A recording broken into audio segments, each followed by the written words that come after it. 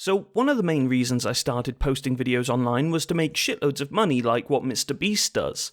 Another reason was to learn more about our country, its business and politics, and share what I learn with normal people who want to understand what's going on without being bored to fuck. One thing that's really caught my eye since I started is just how closely intertwined our systems of politics and media actually are. And that made me think to myself, well, we know who calls the shots in governments and politics, but who are the real big players in our media? Well, I've got some answers for you guys, so in this video we're going to take a look at the most influential people who own our news and chat some shit, really. Grab a cup of tea and prepare to lose some brain cells, because up first is none other than Rupert Murdoch. Rupert Murdoch was, until very recently, the owner of News Corp. News Corp is the company that owns News UK, and News UK owns the company News Group Newspapers Limited, who, in turn, own such highly regarded UK papers as The Sun, The Times, and The Sunday Times. Now, I know you're wondering, who named these companies and how can I shit on their living room carpet? But hang in there, we'll get to it. As of 2022, Press Gazette reported that the Murdoch Empire had control of around 33% of weekly circulation in the UK, but that's not all they own. In 2016, News Corp also acquired Wireless Group Limited, now named News UK Broadcasting Limited, who operate TalkSport, Talk Radio and Virgin Radio UK. They also own Talk TV and even the book publisher HarperCollins. That's just their UK operations. News Corp also owns a small startup called Fox News in both Australia and the USA. All of this has led to Rupert having a net worth of $18 billion US. Let's start by taking a closer look at perhaps their most prominent UK outlet, The Sun. The Sun is a tabloid newspaper that focuses on celebrity gossip and all of the shitty clickbait journalism you almost exclusively see because your nan shared it on Facebook. You know, I could show you how shit they are by pointing out stories in which they accused asylum seekers of hunting swans to barbecue, or when they alienated those suffering with mental health issues by misrepresenting statistics. Instead, I want to focus on just one story they covered, and that's the Hillsborough Disaster. In 1989, during a football match between Liverpool and Nottingham Forest, 94 Liverpool fans were crushed to death after the police had allowed too many fans to enter the grounds. Note that this figure now sits at 97 after a further 3 victims died after the day of the incident. The South Yorkshire Police, along with the help of publications like The Sun, had attributed the blame for the disaster to the fans.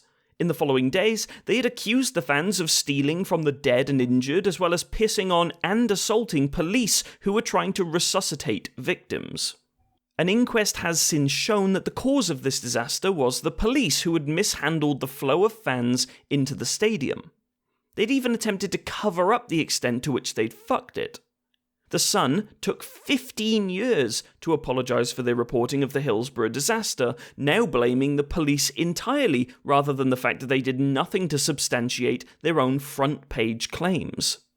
Even when an inquiry jury ruled unanimously that the fans were unlawfully killed, both of Murdoch's daily newspapers decided to keep this historic ruling off their front pages, instead going with the hot story that David Cameron texts about the EU.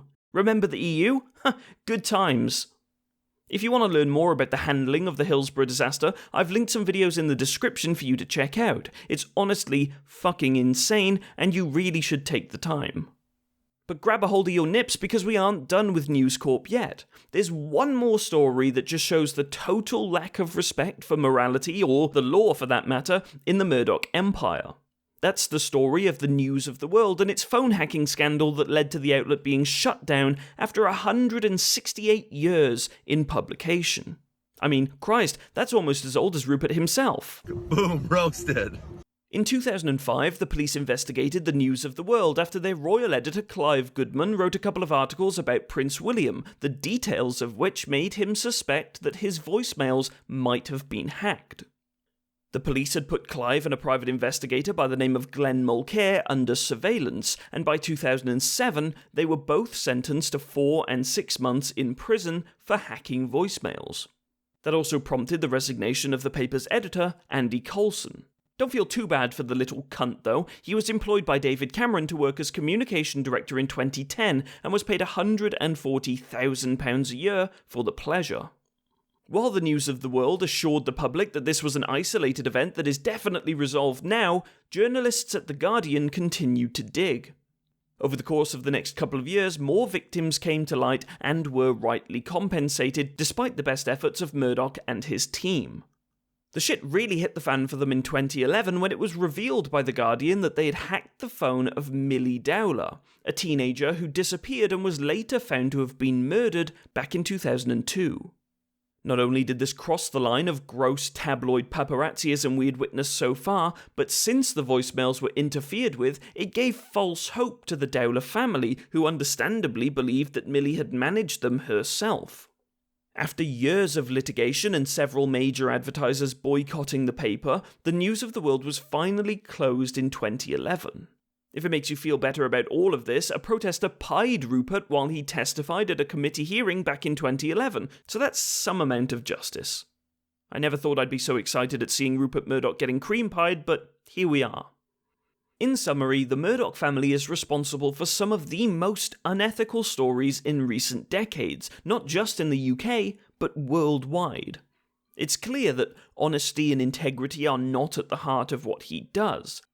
News Corp has recently seen new management as Rupert handed down his empire to his son Lachlan. While it is true that Lachlan is the embodiment of a nepotistic man-baby suckling at the wizened tit of his decrepit piss-scented daddy, it does mean that we don't need to look at this sentient scrotum for much longer. Thank God for small miracles. Jonathan Harold Esmond Vere Harmsworth, or 4th Viscount Rothermere, or fucking John as I'll be referring to him, is a member of the House of Lords and resident nepo baby owner of Rothermere Continuations Limited, RCL. RCL is a holding company registered in a tax haven and owns the company The Daily Mail and General Trust, DMGT. The DMGT owns subsidiary company DMG Media, which subsequently owns the Daily Mail, the Mail on Sunday, the Metro, the Eye, and New Scientist.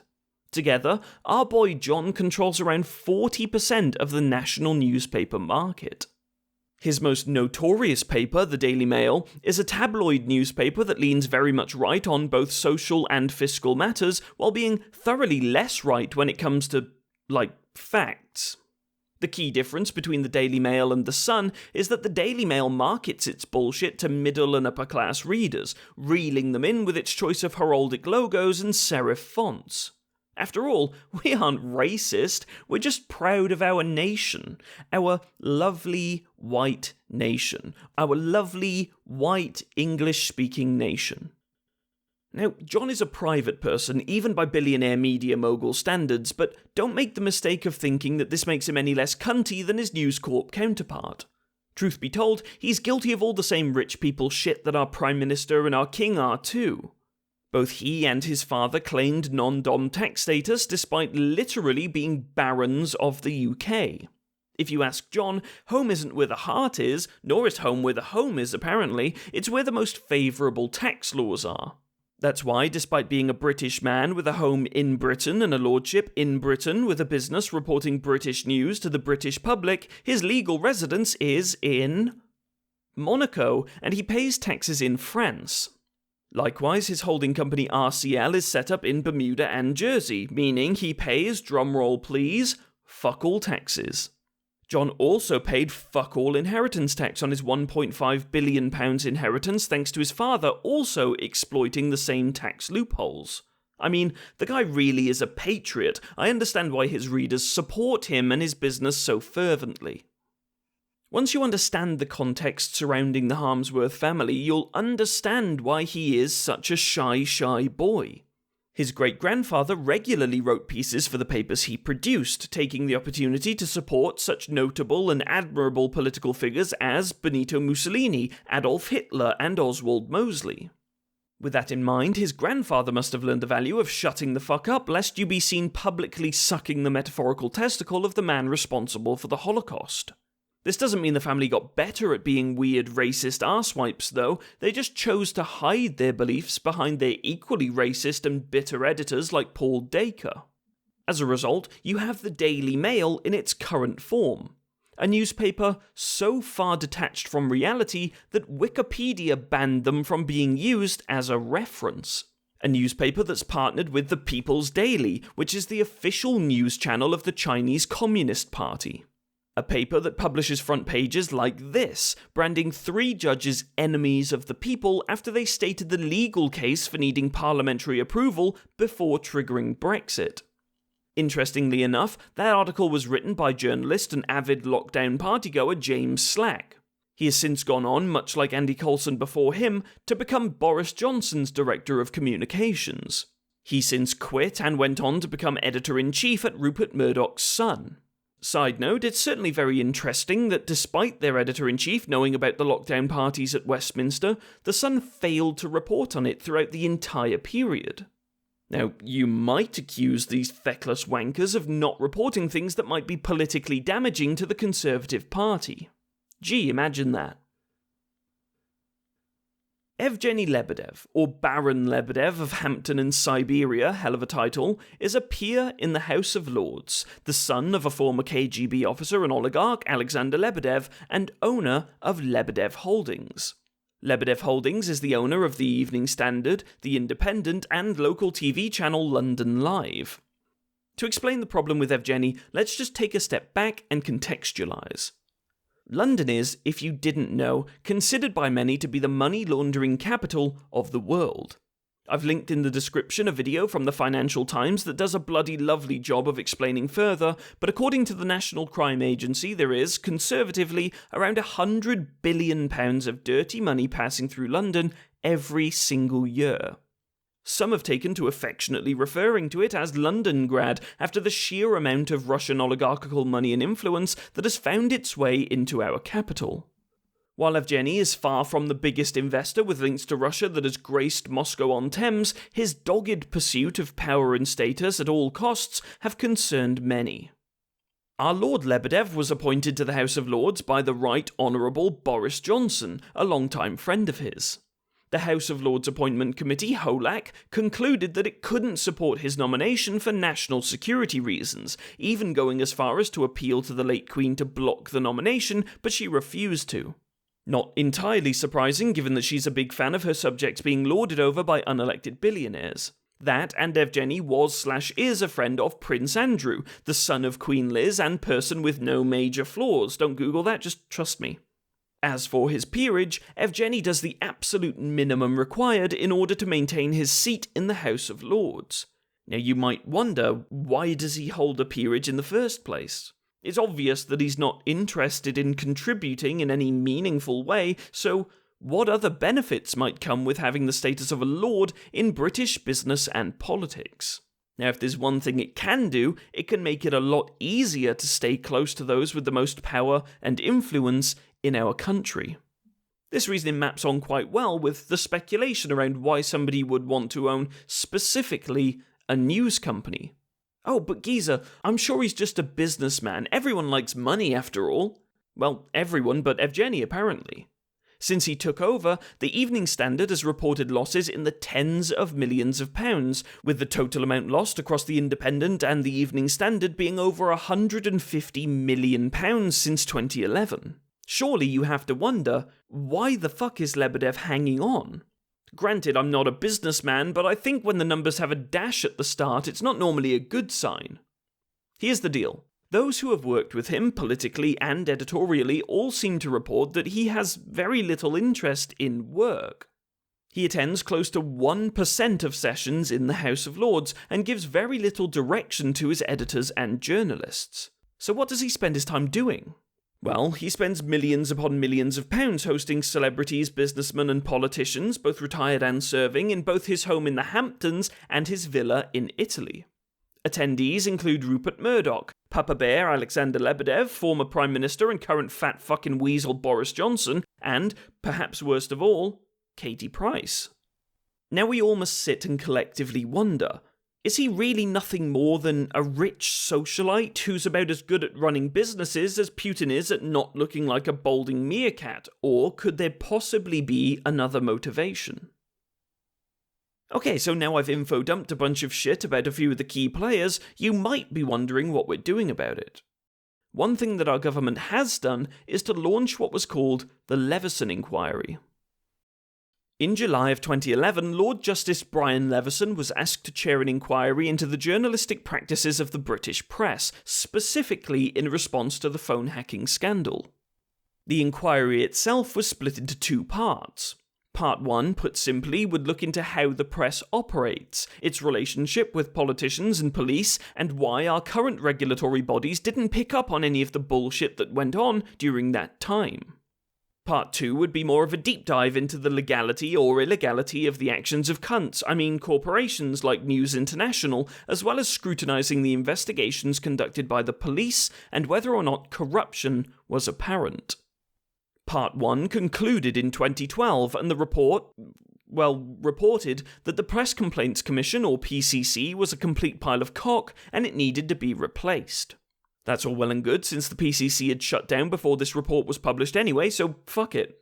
It's since been superseded by the Independent Press Standards Organisation, IPSO, and ipso facto, we're all better off, right?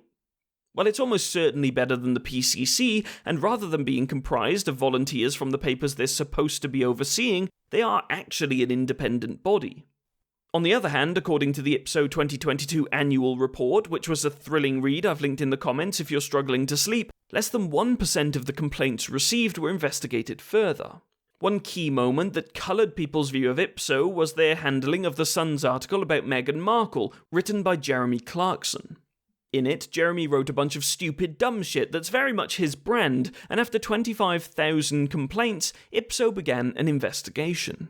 6 months later, after being found to have breached the editor's code of practice, the Sun were forced to publish a correction in the same place that the article was published. Then they had to... Oh, that's weird, the rest of the note's blank. Oh, wait, never mind. It's blank because they had to do absolutely nothing else. There were no fines, no further sanctions, nothing. I mean, it's a good thing that they were forced to publish a correction at the same level of prominence as the original article, but it was described by IPSO CEO Charlotte Dewar as the most significant sanction we would impose for an individual complaint. Now, like I said, it's certainly a step in the right direction, but it's a fart in a hurricane compared to the impact of the article itself, you know? They wrote an article that blatantly breaches the editor's code of practice. They profited greatly from that article. They left the impression on their readership for 6 months, then apologised when nobody gave a shit anymore. Now on to part 2 of the Leveson Inquiry. As we all know, phone hacking is very much illegal under the Regulation of Investigatory Powers Act, so, naturally, with the preponderance of evidence from the hundreds of accounts of phone hackings alongside evidence of who wrote the specific articles in which the information was published under, all of the people found to have written articles including information that was shown beyond a reasonable doubt to have been derived from hacking somebody's phone were criminally prosecuted. Also, the police that were supposed to investigate such claims were hit with large fines for being grossly negligent fucking mongs. Is what I would say, but in reality, David Cameron postponed the much-anticipated sequel until 2018, when Culture Secretary and fucking gimp Matt Hancock announced that it was cancelled. And so, nothing more has been done. No justice for the people who have had their personal information hacked into and exploited for profit. The argument for renewing the inquiry still divides politicians and media personalities to this day, but unless Rupert Murdoch decides to dust off his army of phone hackers again, it looks like we won't see any of it anytime soon. Speaking of phone hackers, Piers Morgan. Look, I'm sorry that I have to put this bloated lump of smug on your screen, I really am. It's like a paragraph, we'll just get it over with, and I promise we'll move on as quickly as we can, because the amount of cuntiness that this man is responsible for probably deserves its own video. Piers Morgan was the editor of a newspaper called, wait for it, The News of the World. After The News of the World, he edited the Daily Mirror, another newspaper implicated in the phone hacking scandal. Piers to this day argues that he, the editor of both papers, had no idea that hundreds of major celebrities, politicians, and murder victims were having their phones hacked. Just a couple of weeks ago, a judge ruled after a 7-week trial that the higher-ups at the Mirror Group must have known about the phone hacking, Piers Morgan included. Again, not to give you too much homework, but I've linked a quick BBC article in the description that does a bloody good job of summarising the judge's findings. Despite the damning evidence against him, not to mention the lack of evidence presented by the Mirror Group to contradict it, Piers still denies ever knowing about the hacking. There, I'm done with Piers, it's over. If you want a separate video covering all of this guy's bullshit, let me know in the comments. Before we wrap it up, it would be hard for me to discuss the news companies in the UK without talking about the BBC. The British Broadcasting Corporation is a news organisation that was created specifically to be an independent, impartial public service broadcaster. While there is a healthy amount of scepticism about whether or not it's actually impartial at certain times, it is true that the BBC is the most trusted source of news for the British public. It's a company governed by something called a Royal Charter, which basically means that it's been mandated by the Crown to remain independent. It's funded by something called a TV licence fee, which is levied on any household or organisation that receives any form of live TV service. The government sets how much the licence fee is charged at, currently £159 a year, and they also appoint its chairman. To some, it's a national institution on par with the NHS. To others, they're nothing more than a group of self-sucking, quasi-corporate hacks that are forcing you into purchasing their product. I'll be honest, I'm a supporter of the BBC and find the vast majority of news articles to be, well-written and informative with minimal bias, but fuck me, they really do make it easy to hate them sometimes. People, including myself, are regularly harassed to pay a TV licence fee, even if you declare that your household is exempt. I don't watch live TV in any form, nor do I consume BBC televisual content online, but I'm constantly sent threatening letters telling me that my home is under investigation. It's also extremely frustrating for those who have no intention of watching or supporting the BBC that they have to pay the TV licence, which, is totally fair.